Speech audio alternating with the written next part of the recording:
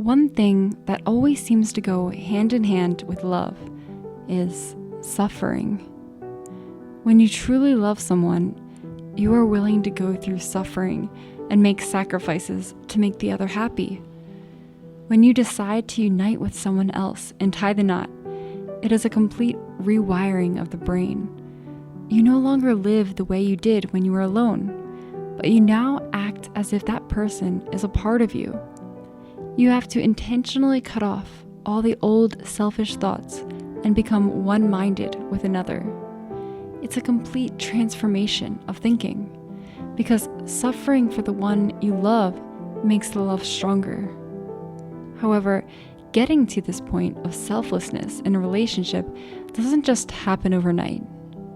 It is a gradual change, which means we start out being selfish and make many mistakes at the beginning.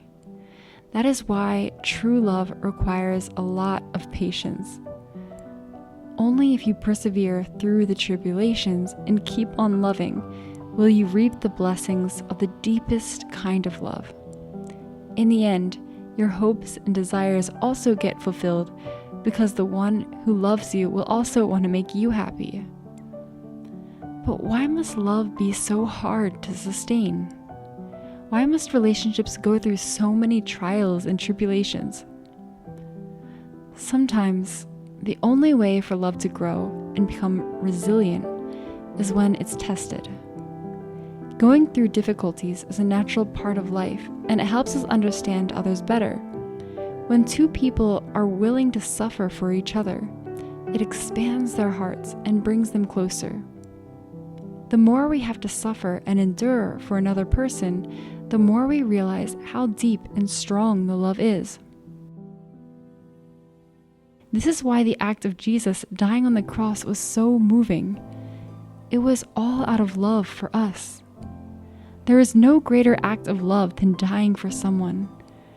Christ is the greatest teacher of love because he had to suffer the most, yet gained very little in his earthly life.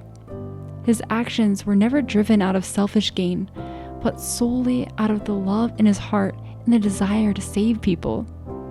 It's the most beautiful portrayal of love. In the same way, when we are willing to suffer for someone, we reap the blessings of love. This is the kind of love we should be striving for, not the superficial love based on feelings and chemistry. But in order to do this, we have to live by Christ's example. We have to strive for perfection within ourselves so we can be the best lovers we can be to God and our loved ones. The most transformative time in my own life was when I went through the most suffering. It wasn't merely the suffering that allowed my growth, but the act of clinging onto the Lord in those hard moments and never losing my faith, even when I felt utterly alone. If you are going through a particularly hard season in life right now, and you find it's difficult to love and trust God, I encourage you to hold on a little bit longer. Don't give up just yet. Instead, call out to God and pray through your suffering, because He is the only one who will truly know what you are going through. Get a journal and write down how you feel. Let it all out until the weight is lifted. Sometimes writing or talking out our feelings and struggles can give us a new perspective and make the problems not so big after all. For me, I begin to feel hopeful, and I know that at least I've said everything and God knows. Then I just have to continuously pray, have faith, and take the proper actions to make the change. To love and trust enough to open your heart to someone is probably one of the greatest risks, but it's worth it if God is the core one we are loving. I hope these few words inspire you to take the risk to trust God with all of your heart and renew your love with Him, because it will be worth it.